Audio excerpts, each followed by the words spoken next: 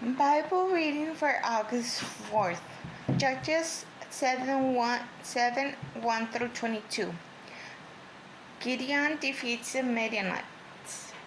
Early in the morning, Jerubbaal, that is Gideon, and all his men camped at the spring of Harah. The camp of Midian was north of them in the valley near the hill of Moreh.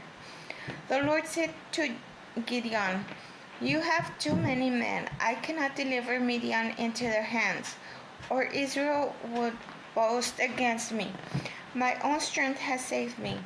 Now announce to the army, anyone who trembles with fear may turn back and leave Mount Gilead."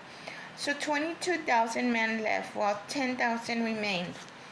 But the Lord said to Gideon, "There are still too many men. Take them down to the water, and I will thin them out for you there. If I say, 'This one shall go with you,' he shall go. But if I say, 'This one shall not go with you,' he shall not go." So Gideon took the men down to the water. There the Lord told him, "Separate those who lap the water with the tongues as salt laps from those who kneel down to drink."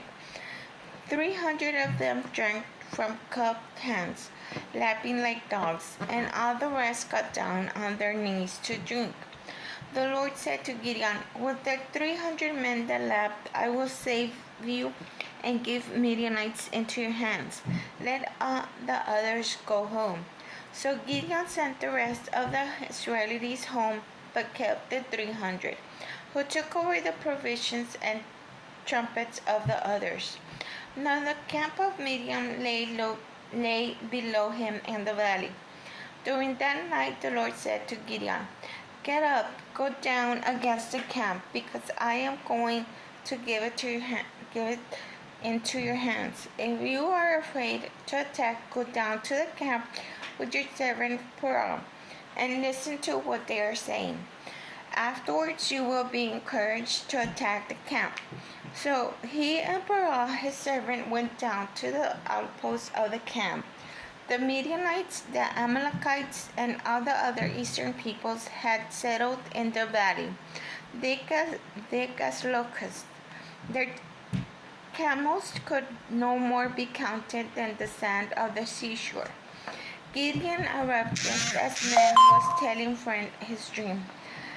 "I had a dream," he was saying. "A round loaf of barley bread came tumbling into the Midianite camp.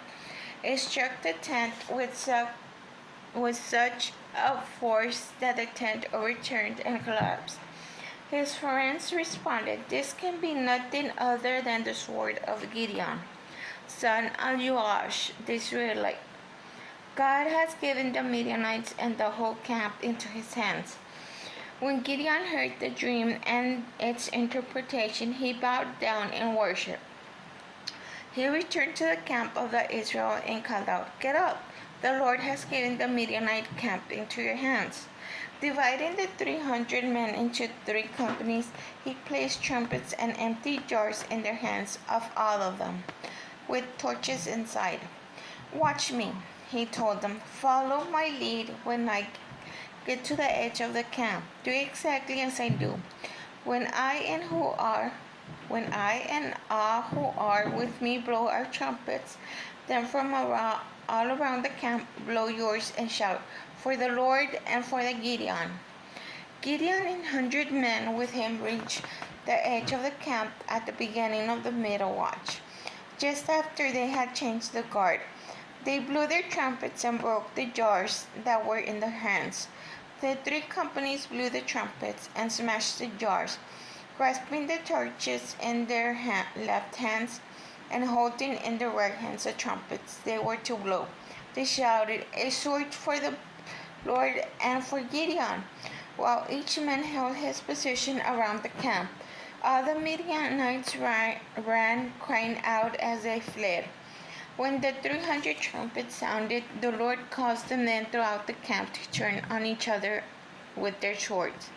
The army fled to Beth Shittah towards Serorah, as far as the border of Abel Meholah, near Tobath.